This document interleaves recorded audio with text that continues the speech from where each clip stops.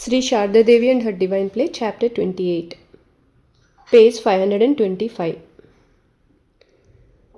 The devotees often presented Holy Mother with delicious fruits, fancy sweets, and fine clothes. She accepted them with joy and blessed them. But this was only for the satisfaction of the devotees. She had no attraction for all those things.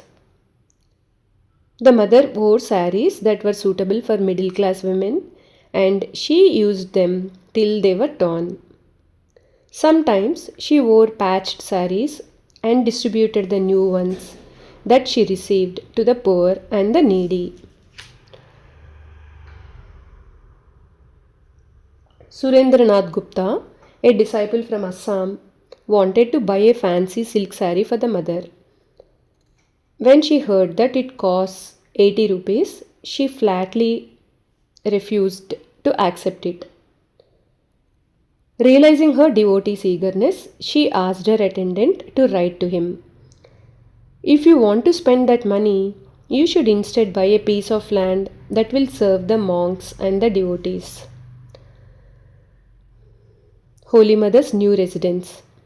In the early days of Holy Mother's ministry, she lived in a thatched hut that was located on her brother Prasanna's portion of the family land. Although Holy Mother bore almost all of the household expenses, she lived with her brother's family with great hesitation. One day she lamented, "I feel that I should take my children and live under a tree." As the number of her disciples increased, it became difficult to accommodate them. Moreover, Holy Mother needed freedom to conduct her spiritual ministry. Eventually, Prasanna's wife remarked, "Why is there so much tumult in my house? I don't like it." Prasanna said to Holy Mother, "Sister, it will not be possible for you to continue staying in this cottage. You had better arrange another dwelling place." As soon as Swami Sharadananda and her M heard about this, they quickly had the mother's new home built. In 1915, a piece of land was purchased from her brothers at the southwest corner of Punyapukkur. Keshavananda drew up plans for a residence composed of 4 mud cottages with thatched roofs. Construction of Holy Mother's new residence began in April 1915 and was completed in May 1916. The cost of construction was 1900 rupees. M donated 500 rupees and Sharadananda collected the remaining funds. Arupananda and the monks of Kolpara supervised the construction. After the residence was built, Holy Mother and Radhu lived in the main cottage, which was also used as the shrine. In this cottage, Holy Mother initiated many devotees and gave monastic vows to brahmacharis and sannyasins as well. The hut adjacent to Holy Mother's cottage was her kitchen, and the opposite cottage was for her niece Nalini. Another cottage facing west was for the monks and male devotees. During the rainy season, the courtyard in front of Holy Mother's cottage became so muddy that it was hard for her to walk on it.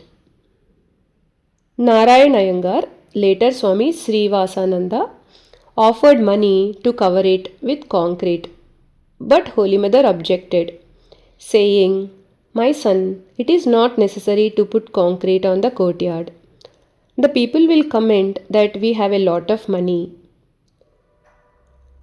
After the mother left Jayarambati the last time for Calcutta, the floor of her cottage was paved with cement, but she never again lived there. The inauguration ceremony for the house was held on 15th May 1916. The monks of Kolpara Ashrama bought the necessary supplies according to Holy Mother's instructions. But then a couple of wealthy householder devotees took control of the ceremony and began ordering the monks around. The monks were hurt and they did not come to Jayarambati on the inauguration day. Holy Mother inquired about them repeatedly, but no one knew why they did not attend. When Brahmacharis Rajan and Bharada later came with groceries for the mother, Nalini asked them why they had not attended the inauguration. They tried to avoid answering directly, but Nalini surmised the reason and told Holy Mother.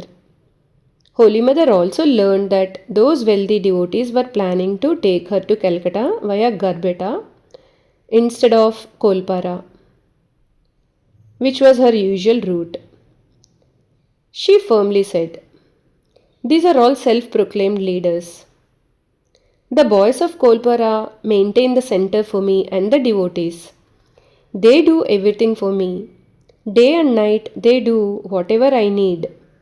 Sometimes they even carry devotees' luggage if no porter is available. Without any authority, these devotees have hurt my boy's feelings with uncalled for remarks.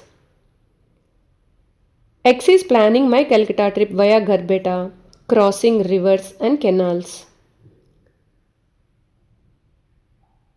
Who has authorized him to do so?